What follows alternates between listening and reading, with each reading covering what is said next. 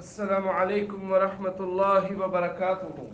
वालेकुम सलाम। पारा नंबर 18 सूरतुल फुरक़ान आयत नंबर 9 उन्जुर कैफ ज़रबू लकल अम्साल। अऊज़ु बिल्लाहि मिनश शैतानिर रजीम। अऊज़ु बिल्लाहि मिनश शैतानिर रजीम। उन्जुर उन्जुर कैफ ज़रबू कैफ ज़रबू लकल अम्साल लकल अम्साल फज़ल्लू फज़ल्लू फला यस्ततीऊन सबीला फला यस्ततीऊन सबीला। तबारकल्लज़ी तबारकल्लज़ी इन शाअ इन शाअ जअल लक जअल लक खैरम मिन ज़ालिक खैरम मिन ज़ालिक जन्नातिन तजरी जन्नातिन तजरी मिन तहतिहल अनहार मिन तहतिहल अनहार वयजअल लक वयजअल लक क़ुसूरा क़ुसूरा क़ुसूरा क़ुसूरा। बल कज़्ज़बू बिस्साअ बल कज़्ज़बू बिस्साअ वअअतदना वअअतदना लिमन कज़्ज़ब लिमन कज़्ज़ब बिस्साअति बिस्साअति सईरा सईरा। انظر كيف ضربوا لك الأمثال فضلوا فلا يستطيعون سبيلا تبارك الذي إن شاء جعل لك خيرا من ذلك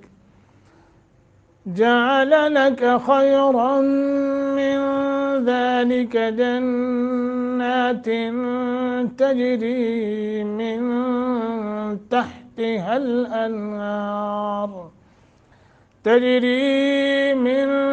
تحتها الأنهار ويجعل لك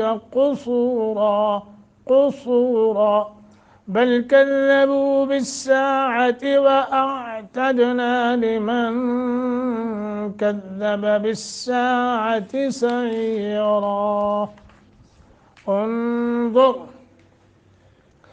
यह नून साकिन है। आगे वा हरूफ इख्फा में से गुन्ना इख्फा करेंगे। वा और रा दोनों को तफखीम करके पढ़ेंगे। कैफ ज़रबू ज़ाद रा तफखीम करेंगे यानी पुर करेंगे। बू हरूफ मद्दा है। लक अल अम्साल था अम्साल था फ़ज़ल्लू ज़ाद को मोटा मजबूती के साथ क्योंकि लाम मुशद्दत है।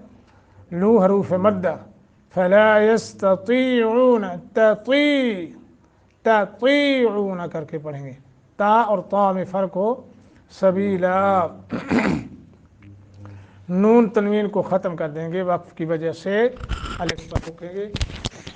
तबारक रा को मोटा करेंगे तफखीम करके पढ़ेंगे। अल्लज़ी दी हरूफ मद्दा या साकिन मा क़बल कसरा है और मद्द मुनफसिल लंबा करेंगे। इन नून साकिन के बाद शीन या इख्फा होगा। शा मद्द मुत्तसिल है लंबा करेंगे।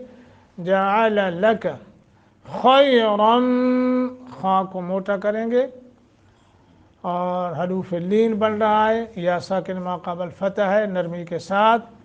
رم نون تنوین کے بعد میم مشدد ہے، یہاں غنہ ہوگا، یرملون کا قاعدہ۔ من ذالک، من نون ساکن کے بعد دال یہاں اخفا کریں گے، جنات ایسے کر کے، نون مشدد ہے، یہاں غنہ ہوگا۔ تن نون تنوین کے بعد تا حروف اخماس میں سے ہے، تجری تج یہاں جیم کو قلقلہ ہوگا، ری یا ساکن ما قبل کسرہ ہے تو را کو ترقیق کے ساتھ پڑھیں گے، ترقیق باریک باریک باریک۔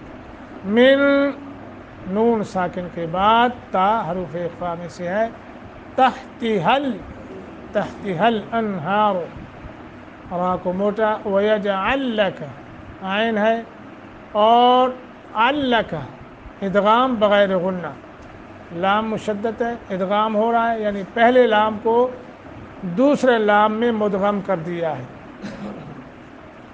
قصورا، قاف کو موٹا، صاد موٹا، را موٹا، تینوں کو موٹا کر کے پڑھیں گے، سو حروف مدہ بھی ہے۔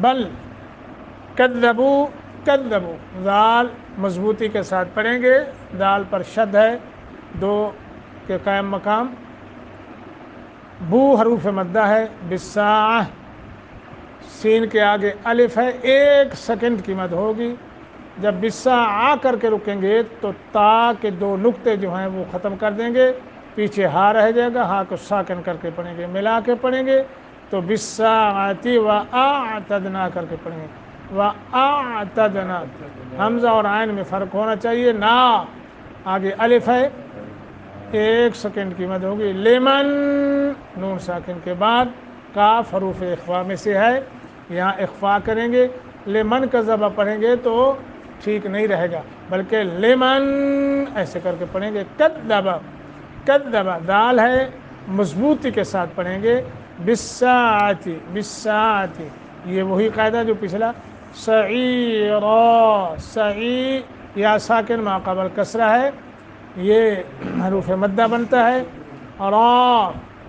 را کو موٹا کر کے اور تنوین کو ختم کر دیں گے، چونکہ ہم نے یہاں وقف کیا ہے، وقف کی وجہ سے ہم یہاں الف پر رکیں گے، نون تنوین کو ختم کر دیں۔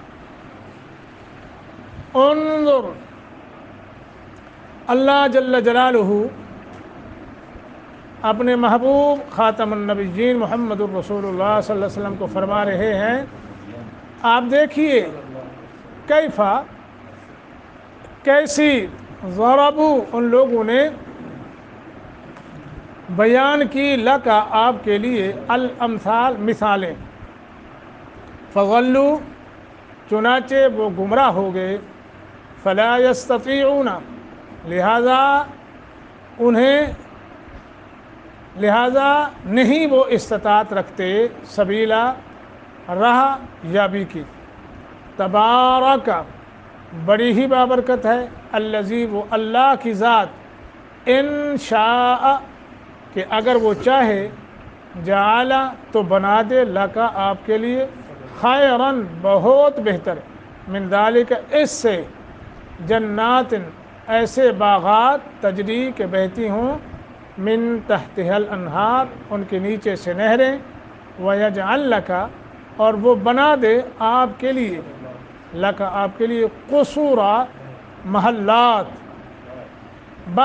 بلکہ کذبوا انہوں نے جھٹلایا ہے، بالساعہ قیامت کو، وَأَعْتَدْنَا اور ہم نے تیار کی ہے، لمن اس شخص کے لیے جو کذبا جھٹلائے، بالساعۃ قیامت کو، سعیرا بھڑکتی آگ۔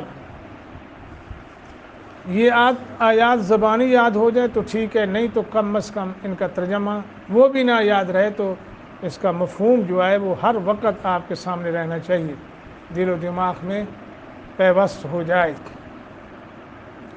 سب سے پہلے اللہ سبحانہ و تعالیٰ فرمایا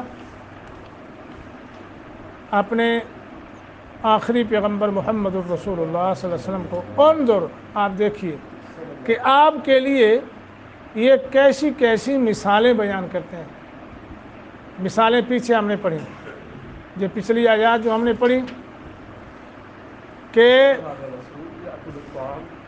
کھانا کھاتا ہے، بازاروں میں چلتا پھرتا ہے، ٹھیک ہے جی، اور پھر کوئی فرشتہ اس کے ساتھ نہیں ہوتا جی، اور اس کے پاس کوئی خزانہ بھی نہیں ہے، کوئی باغ بھی نہیں ہے، ٹھیک ہے، اور پھر یہ بھی انہوں نے کہا کہ اس پر جادو کیا گیا، ہاں جی، جادو کیا گیا ہے۔ تو یہ مثالیں انہوں نے رسول اللہ صلی اللہ علیہ وسلم کے لیے گھڑی ہیں۔ اب اللہ سبحانہ و تعالیٰ فرما رہے ہیں میرے پیغمبر آپ کے لیے کیسی کیسی انہوں نے مثالیں بیان کر دی ہیں، صرف اس لیے کہ وہ آپ کی کیا کریں، تکذیب کو ثابت کرنے کے لیے، یعنی آپ کی نبوت اور آپ کی رسالت کو تسلیم کرنے کے بجائے یہ کبھی کہتے ہیں جناب انسان یہ نبی ہو سکتا ہے نہیں، یہ تو بشر ہے، جیسے ہم کھاتے ہیں، جیسے ہم بازاروں میں کاروبار چلتے پھرتے، یہ بھی اسی طرح ہے۔ اور پھر چلو اگر انسان بھی ہوتا تو کم از کم کوئی خزانہ وزانہ ہوتا، یہ بھی نہیں تو کم از کم کوئی ملائکہ فرشتہ ہوتا، وہ کہتا کہ لوگوں یہ اللہ کا نبی ہے، اس کی بات مان لو۔ اگر نہ مانتے لوگ تو ان کو کہتا کہ تم کو اللہ کا عذاب آ جائے گا، یہ ہوتا، یہ کچھ بھی نہیں۔ تو یہ تو فرمایا فضلوا، اصل میں بات یہ ہے میرے پیغمبر یہ آپ کی نبوت کو تسلیم نہیں کرنا چاہتے، اس لیے انہوں نے جھٹلا دیا، جھوٹا ثابت کرنے کے لیے، تو یہ بھٹک گئے سیدھے راستے سے، کیا بھٹک گئے۔ اللہ، یہ راہ راست پر آ سکتے ہی نہیں ہے، کیونکہ ان کے دل میں اخلاص نہیں ہے، ان کے دل میں اخلاص نہیں ہے، اور یہ غلط فہمی کا شکار ہو گئے ہیں۔ ہاں، ان کے دلوں میں اخلاص نہیں ہے، بلکہ کیا ہے، ضد اور ہٹ دھرمی ہے، چونکہ ہدایت نصیب ہوتی ہے جس کے دل میں اخلاص ہو۔ تبارک الذی ان شاء جعل لک خیرا من ذلک۔ تو آگے اللہ سبحانہ و تعالیٰ وہ پچھلی جو آیات ہیں نا ان کا جواب دیا ہے کہ اللہ کی ذات جو ہے وہ بہت برکت اور لامحدود قوتوں والی ہے، اور اسباب کا مالک کون ہے؟ اللہ۔ اچھا، اکثر موحد لوگ بھی کہتے ہیں جی کہ کرنے والی وہ ذات ہے تو اسباب کو ڈھونڈنا چاہیے، یہ ٹھیک بات ہے، لیکن یہ کہنا کہ میں تو اس اسباب کو اختیار کرتا ہوں، نظریہ یہ بن جائے، یہ بھی جب اللہ اپنی رحمت کرنے پہ آتا ہے تو اسباب بھی خود مہیا فرما دیتے ہیں، اللہ اسباب بھی پیدا فرما دیتے ہیں، بندے کی تدبیریں کام نہیں آتی، ٹھیک ہے۔